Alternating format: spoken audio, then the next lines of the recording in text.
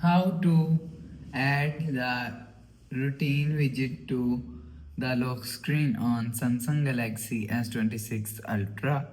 So let's start the video. First of all, go to app library. Now here, so click on settings app. Now in settings, scroll down and click on wallpaper and style. So after click on wallpaper and style, click on lock screen. So after click on lock screen, click on widget. So if you want to add routine widget, scroll down and click on mode and routines. So after click on modes and routine, you will see you will add widget from here. So after add widget and click on widget, you will see add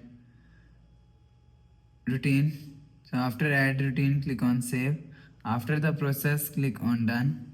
You will see your routine widget is add on lock screen. So after the process, go back to home screen, refresh phone.